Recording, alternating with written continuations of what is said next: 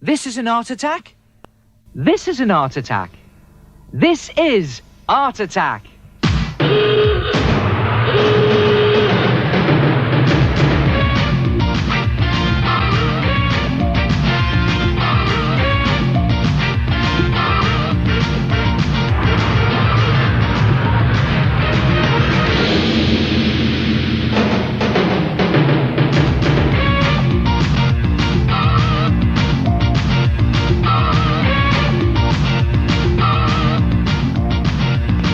Welcome to Art Attack and another collection of visual treats.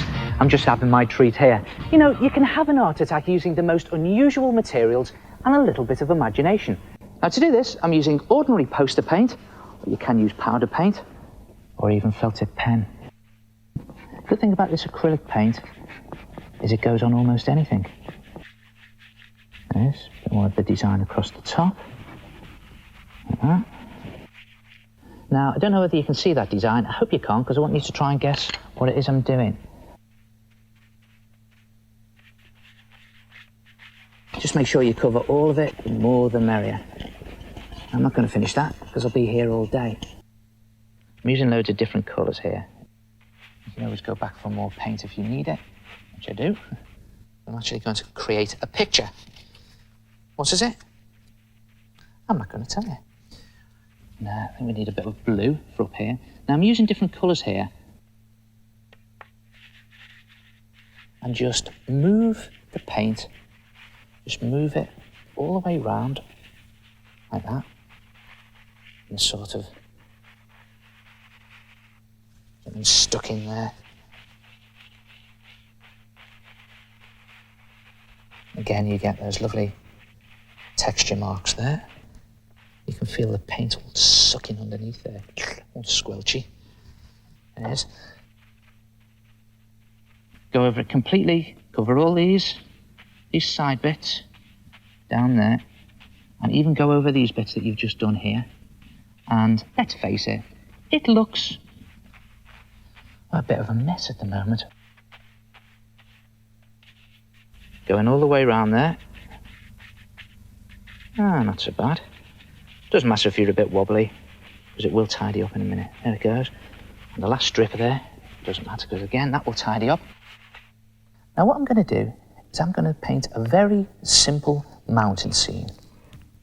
And what's on the top of every mountain? Snow. So I'm just going to slosh some white paint on there. And I think the idea with this technique is to keep your paint nice and thick, so that it doesn't dry too quickly. It is, just the tops of the mountains. And some mountains in the distance. Remember, the old tip colour fades when it gets into the distance, so I won't do those mountains as brightly coloured. There's the snow. Now for the mountains themselves, well, let's drag a bit of grey in here through the snow. There it is. So that's the dark side of the mountain. Just come around here, make it a little bit lighter where the sun is shining. And those mountains in the distance, again, just slightly lighter. A little less colour in them. Just bring it down there. And now on the lake side, or the river side, whatever the water's going to be, I'm going to try a technique that I really enjoy. This is called stippling. And it's one of those techniques that actually does the work for you. If you get a stiff brush and you just stab it at the paper, what it does is it creates your bushes or your trees for you. A little bit darker, a little bit smaller. And on the other side, I'm going to put some bigger trees. Again, use the stippling technique, just building up to bigger trees and brighter greens here in the foreground. You can also print using bread. Now, the good thing about bread is that you can cut it into almost any shape. You just got to be careful with it. Just a bit more green in. This is a great technique, this. It's also good fun to do. There it is. And just to finish it off, I'm just going to do the silhouette of a couple of trees, just down the bottom there. just about there. Just smoosh that. There it is. And then all the way down there. It reminds me of an eruption from a glitter volcano. There we go.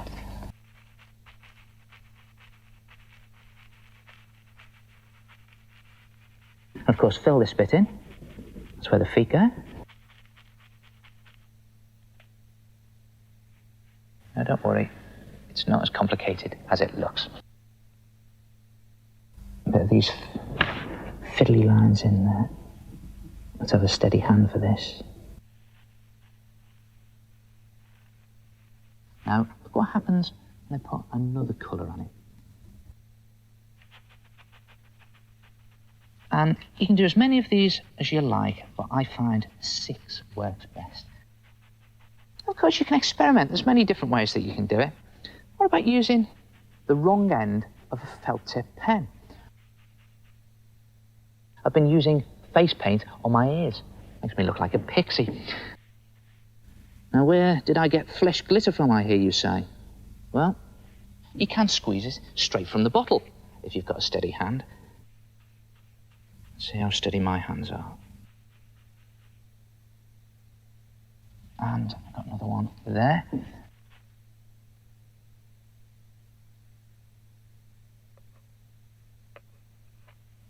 Good tip to remember that. Things look faded the further away they are. I'm even going to put my house in there.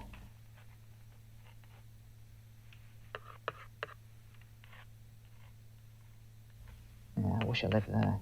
Now that's looking much better. Bit of a flick around there, I think. Nice bit of yellow.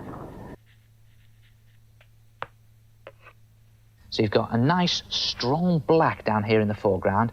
You've got faded trees and house in the middle distance. And way off into the distance, you've got a very faded set of mountains. Now that's good. The picture's now got depth, and it's got very long distance in it. And as all good artists do, I'm going to sign my creation. How's about that? And there it is. Looks good, doesn't it? So good luck, and I'll see you soon. Ta-ra!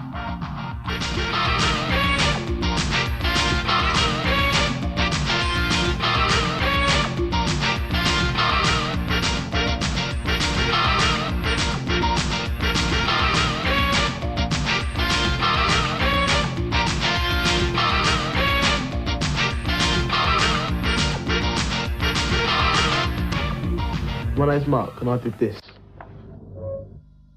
My name's Ben, and I did this. My name's Nicola, and I did this. We're Excuso, and we did this.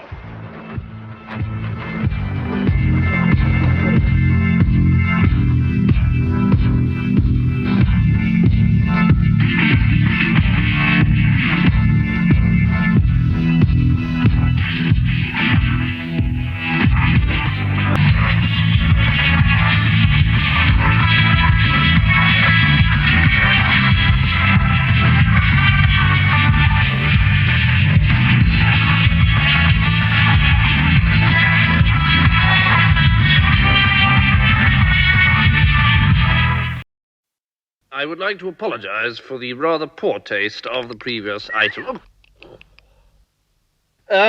Excuse me, please.